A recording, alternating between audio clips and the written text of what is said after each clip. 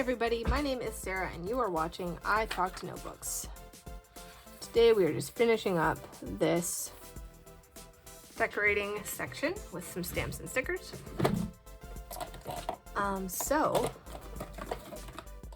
Just been kind of talking about a lot of different things on the channel with the Journal with Me's this month. And kind of thinking about last week, like how open people are with their journals. And, I like that. You know, how they handle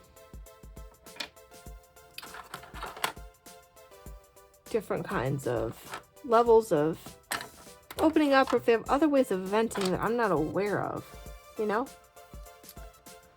And I do feel like there's a balance there with opening up too much. Especially when you go and share it on YouTube later. That can be a whole different ball game, because, you can open yourself up to judgment or criticism or just plain old embarrassment. Even when people are really supportive, sometimes that can be even more embarrassing. Like, oh my gosh, I think it was so great that you shared about your, how you didn't wash your dishes for 2 weeks straight. Like, okay, but also gross. Maybe this says more about me than it does about anything else. Like, maybe I'm just judgmental and I'm projecting that onto everyone else. And guys, I'm not that worried about it. To be honest, some of this is just me killing time while I do these pages and trying to kind of foster conversation in the comments or in my DMs on Instagram, like wherever. I do want to hear feedback. I'm not just talking about like, put a comment to help the algorithm. Like, it's fine if you don't want to help the algorithm. You don't want to be public. Like, my Instagram is at the end. Just DM me. That does nothing for me in terms of popularity. It just gets a conversation going because I'm curious. And I think there's a lot of benefits to being as open as I am in my journals and even online from time to time. And I'm going to open up more about that in detail and the benefits of it and my argument for why you should do things the way that I do. Obviously, I like things the way that I do, or else I wouldn't do them that way. But, I've had arguments with people about this. Not people in the community, people outside of it who are like, I don't like the fact that you don't just kind of push away your negative thoughts, that you engage with them. It's kind of like, it reminds me a little bit, this may be the world's worst comparison. Tell me if it is. Like, I accept that criticism. But, like, it kind of reminds me of the two schools of thought about, like, quote unquote cancel culture. Like, let's take somebody like, I don't know, Jordan Peterson, for example. You might love Jordan Peterson. I'm not going to sit here and make a referendum on Jordan Peterson. I don't personally like him. But let's just say, for the sake of argument, that, like, okay, let's say you and I both agree that Jordan Peterson is, dangerous. He's, like, has ideas that are, like, gonna definitely help radicalize people, and it's no good for Jordan Peterson to be a successful person who a lot of people are taking seriously and listening to. So the schools of thought on, like, what to do about Jordan Peterson then is, like, do you give him a platform or not? So, like, Ethan Klein, I'm eternally online, so I know about all this drama. Like, Ethan Klein relatively recently, he had, a while ago, let me get the timeline right, considerably, several years back, he had Jordan Peterson on his podcast, the H3 podcast, which is a very popular podcast. I would know, I don't listen to it, but a lot of people listen to it. And recently, H3, Ethan Klein, whoever, took that episode off of his YouTube channel because he said he learned more about Jordan Peterson afterward and decided that Jordan Peterson is, he said that there have been studies showing that, like, people start with Jordan, like young men especially, like, start with Jordan Peterson, clean your room, and then get down into the Jordan Peterson, like, every man should be assigned a wife, and then get down to, like, then they end up with, like, the race and IQ stuff, and the next thing you know, they're, like, marching in Charlottesville. That's what Ethan Klein is saying. I'm not saying that. I don't know what to think about it all, guys. Like, I'm not a huge fan of Jordan Peterson from what I have heard him say. Like, there's some very concerning things he said, but, like, I'm not here to say, like, Jordan Peterson is the devil. I have a lot of nuanced opinions about Jordan Peterson from what I know of him, and that's not what this is about. Like, we're acting on the assumption that this is true, what Ethan is saying. Like, you don't have to agree with it. Just for the sake of this discussion, pretend it's true. That he is a dangerous person who leads, you know, young people and particularly young men down this dangerous alt-right path. So let's say he is. So Ethan's response is to take that podcast down, not because anybody was telling him to. That was an argument a lot of people made, like, oh, people are crying for you to do it. Nobody was telling Ethan to do that. He did it of his own accord because he didn't want people to like the podcast, look up Jordan Peterson, and then fall down this rabbit hole that he believed would happen. So, Sarah, what is your point? My point is, another response is to be, no, let Jordan Peterson talk. Let him say the things that are, you know, let him talk about race and IQ. Let him talk about how, you know, every man should be assigned a wife, whether she wants to be with him or not. Like, let's, like, enforce monogamy, I think is the language that Jordan Peterson used. Let him say all of that. Because if you get those parts out there that most people might not know about Jordan Peterson, they get introduced through things like, you know, the clean your room type stuff. And they're like, oh, that sounds good. And then they like have a lot of faith in him because that's good advice. Separate conversation about how insightful that advice really is, maybe for young men. It's very insightful, but for human beings with adult brains, it may not be that helpful in the scheme of life. But you hear that advice and you think, wow, that's really great, because I'm stupid, I guess. And you then are like, Jordan Peterson knows what he's talking about. He must also know about this race and IQ stuff because he's got a degree. Or he must also know about how, you know, the best outcome is for women to be forced to marry men they don't want to marry. Like, that is, you know, and I could be misinterpreting what he meant by that. I'm very curious. I don't think they asked enough questions when he said that. I have a lot of questions. Like, I'd like to think that it didn't sound as bad as it sounded. He's very inarticulate, much like I am right now. And sometimes I think that can lead to confusion. So maybe he didn't mean it that way, but oh, come back to your point. I'm super inarticulate myself right now. But I kind of fall into the latter category. Like, if somebody had told me right away that Jordan Peterson, like right out of the gate, if he had been, like, the first thing I'd heard him say was like, hey, you know what? Certain races are just inherently biologically stupider. Okay, cool. Now I know that you're not someone to be listened to, because, like, that just isn't, it's not true. Like, I've lived a life, I've been around the block, like, it just isn't true. Something is wrong if you're saying that. There's an alarm bell, because we know it's not true. So it's like, either something's wrong with IQ as a measurement, something was wrong with the test, and something's wrong with you. Like, and we know that there's a combination of all three of those things. Like, I have dug a little deeper into this, you know, not super researching, but I've listened to other smarter people than I am address Peterson's arguments, and it is a combination of those three things. So, like, if you're watching my video and you're like, there's a difference between race and IQ, like, don't even go down the rabbit hole. It's not worth it. It's not real. Like, it's nothing that's going to meaningfully impact your life.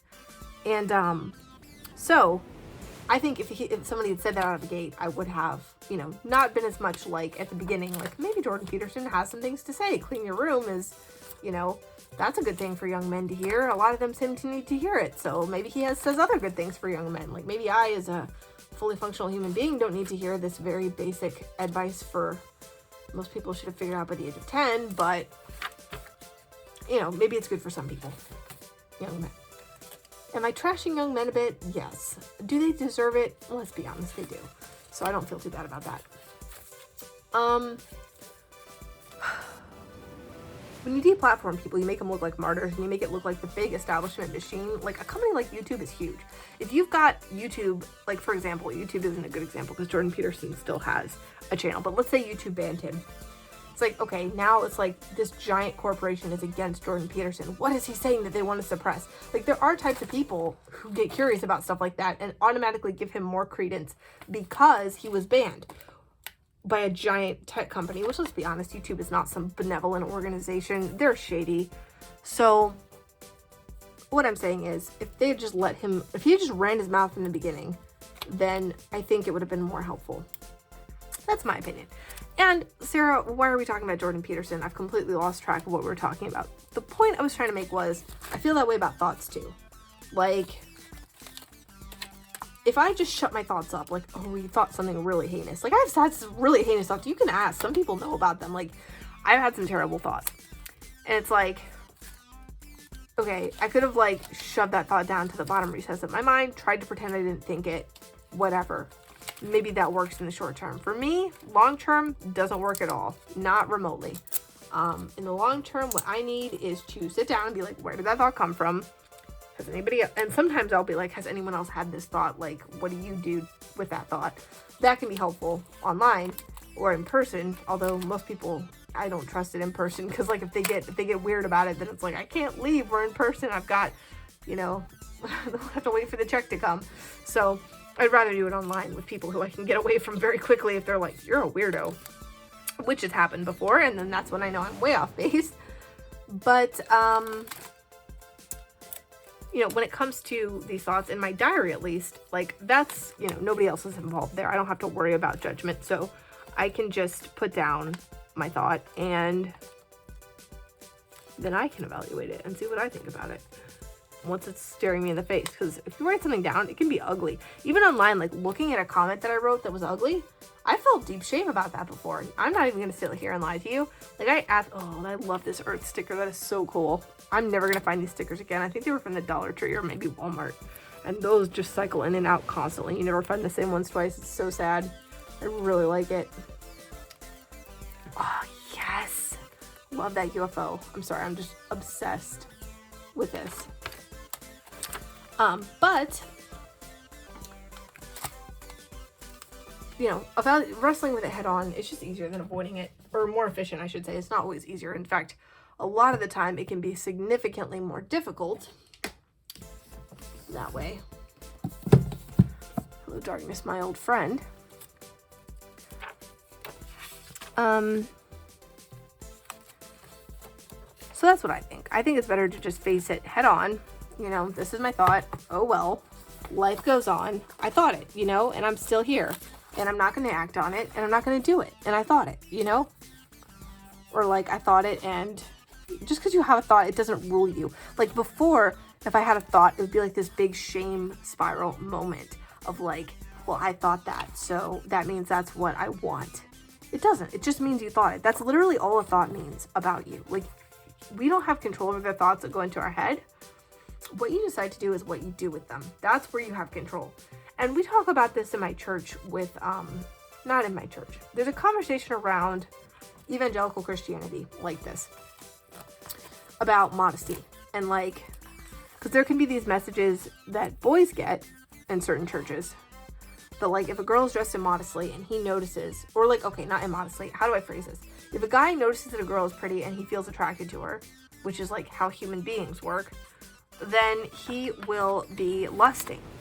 But that's not what the Bible says. The Bible talks about a look that is, even the notes in my NIV Bible say this, like if you're looking at somebody, you notice they're attracted, you feel attracted to them, and then you sit there and fantasize about them intentionally. That's the problem. And I think we can agree that that's a problem anyway. It's very dehumanizing. Unless, I guess, you're maybe married to somebody or like in a relationship with somebody. I mean, if you're Christian, you'd have to be married. But like, if you're, you know, not of that ethic, then, you know, you could be in a relationship instead. But if you're with somebody who's like cool with it, you know, then,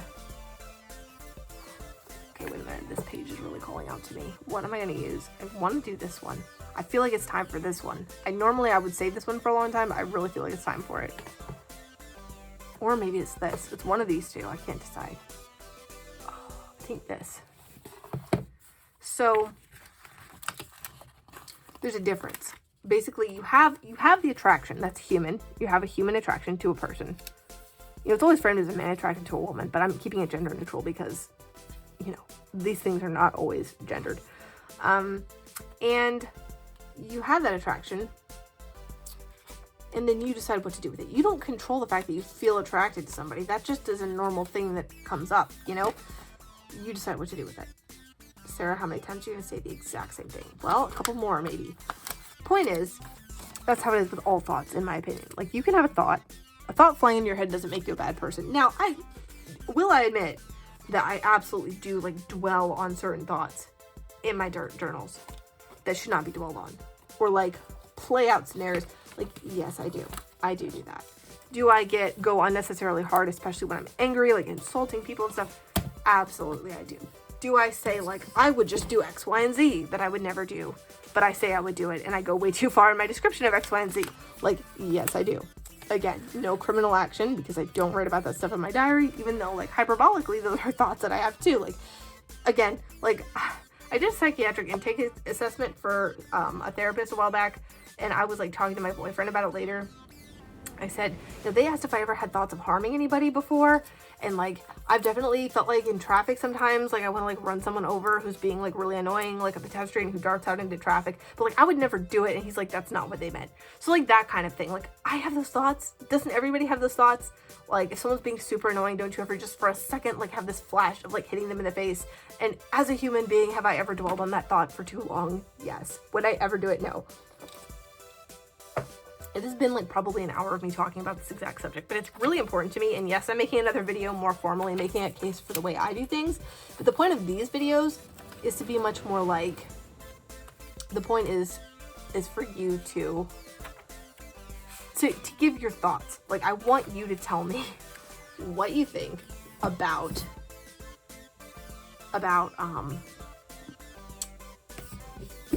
this approach, because it is a debate. And some of the stuff I'm going to talk about in the more formal video I have planned is much more like, it's much more neutral. It's less controversial. Like, I'm going to talk about some of the basic benefits and like some of the extremes of being dishonest in my journal that I've gone to and how that can be detrimental.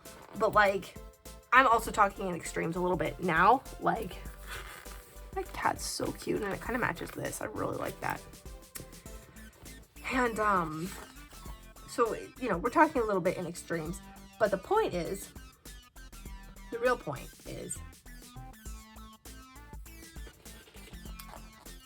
that I'm interested, push back, tell me that I'm wrong. Tell me that, some thoughts you need to keep in your head and not just the ones that could get you into theoretical legal trouble if some horrible coincidence were to happen. This cat meowing, I know it doesn't match, but that little scream on his face, do you see that yelling cat? When cats have their mouths open, I cannot.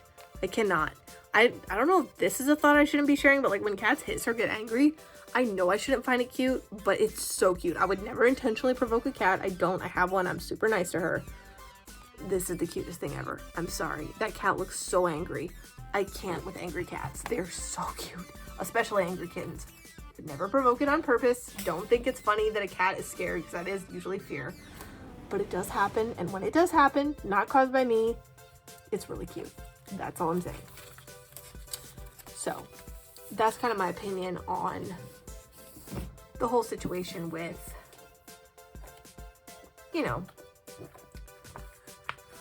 whether or not you should be totally open in your journals with all the thoughts you're having and wrestling with. Like, maybe you shouldn't. Maybe you should keep some things to yourself, Like, that's a valid answer if you have that answer. But I am just like, I want to know. Because I've long suspected that people who keep journals are going to be able to understand this mindset, because other people in my life have not been able to understand this mindset at all.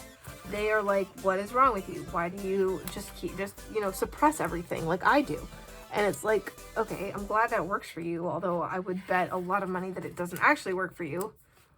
But it doesn't work for me at all. I know that for a fact. So why can't you just let me live my life the way I need to live it, So have you guys encountered those kinds of people who are like, why do you write? Not even with social media, because I'm sure a lot of you don't use social media as an extension of your diary the way that I sometimes do. I'm going to be honest, I don't have a lot of, I think I've mentioned this before, I don't have like much in the way of like, and I think a lot of people are like this, but like, I can't go to a lot of people in my life and be like, I'm really struggling with X, Y, and Z, and just have like helpful responses.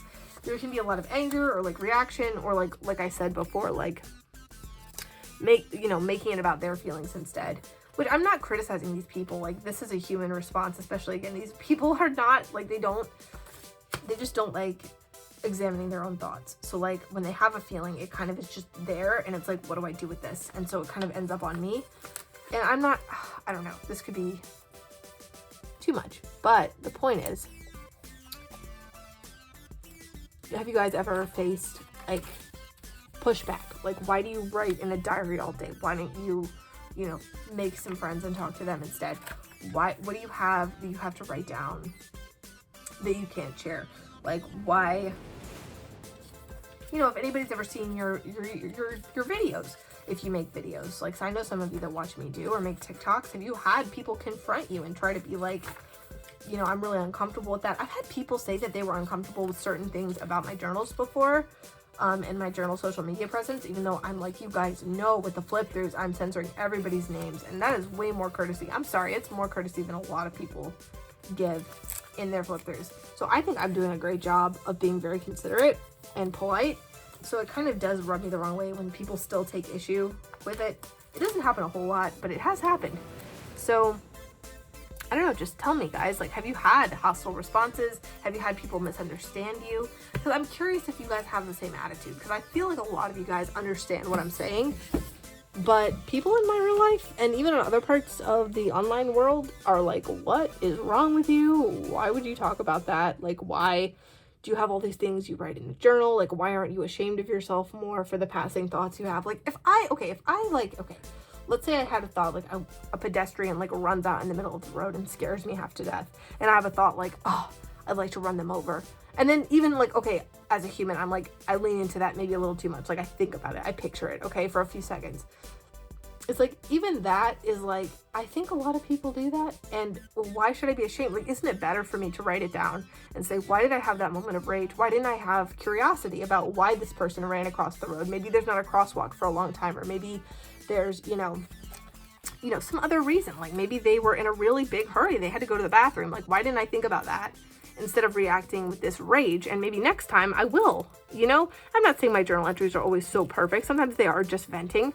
But, you know, I look back at that vent later, I do feel shame. I do wonder in my own head, like, I should be more curious, just because I don't write down all of those steps, like the part about being more curious or trying to have compassion. Like, they still do happen in my head. And I really do feel like journaling has made me a much better person overall than I would be without it, as a result of being like maybe too honest and writing down things that other people would be like, you should have shame about that.